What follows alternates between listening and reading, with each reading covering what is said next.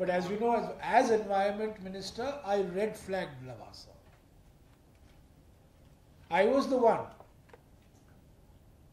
who stopped Lavasa. Please don't forget that. तब मुझे anti national कहा गया, क्या क्या मुझे सुनने को पड़ा। और मुझे कल ही अखबार में मैंने पढ़ा कि स्पेशल प्लानिंग अथॉरिटी स्टेटस उसको विड्रॉ किया गया है। मैं क्या कहूँ? किसको झटका? शरद पवार जी को या जीएम ब्रिंजॉल पर मैंने निर्णय लिया। बैंगन में जेनेटिक इंजीनियरिंग जो बीटी ब्रिंजॉल का मसला आया था, तो मैंने एक निर्णय लिया। मेरी कड़ी आलोचना हुई। पर्यावरण को संरक्षण देने के लिए नहीं, पर्यावरण को सत्यानाश करने के लिए। क्योंकि रोज जावड़ेकर जी का कहना था, मैंने इन प्रोजेक्ट को क्लियर कर दिया, 1000 प्रोजेक्ट को क्लियर कर दिया, 2000 प्रोजेक्ट को क्लियर कर दिया। मैंने जावड़ेकर जी को कहा, जावड़ेकर जी आप तो मेरे अच्छे मित्र हैं, मैं आपके साथ पोहा खाते रहता हूं, पर आपका काम क्लियरेंस का काम नहीं है।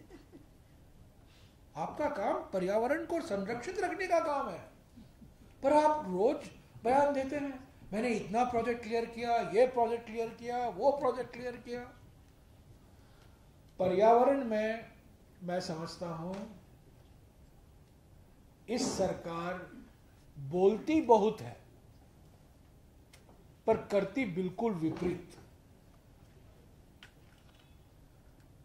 अनिल माधव जी बड़े नेक इंसान थे, उन्होंने मेरा पूरा समर्थन किया जब मैं पर्यावरण मंत्री था, पूरा। लवासा के बारे में भी उन्होंने मेरा समर्थन दिया, मुझे याद है। बीटी ब्रिंजॉल के बारे में, फॉरेस्ट राइट्स एक्ट के बारे में, पर वो अचानक उनकी मौत हो गई। अब नए मंत्री क्या करेंगे पता नहीं, पर वहां तो मंत्री की कोई चलती नहीं है, मंत्री तो सिर्फ संतरी होता है, असली हुकूमत और कहीं, आदेश और कहीं से आता है।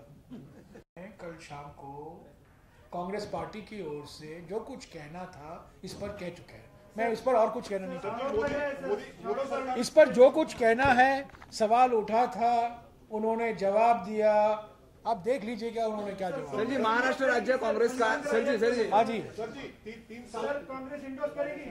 कांग्रेस पार्टी का जो ऑफिशियल स्टैंड है, कल आनंद शर्मा जी ने कहा। बस Sir, just 2 questions I want to ask you. First is about the Congress party, as you said. So, what is the Congress strategy about the leadership where you are going to tackle? प्रधानमंत्री ने और वित्त मंत्री ने ये नहीं जानकारी दी है कि कितना वापस पैसा सरकार को आया, कितना काला धन मिला आपको इस नोटबंदी के कारण। आज तक चुप है। 15.44 लाख करोड़ में से ये अनुमान लगाया जा रहा था कि 4 लाख करोड़ रुपया वापस नहीं आएगा, क्योंकि वो काला धन है। हमारी जो जानकारी है और सभी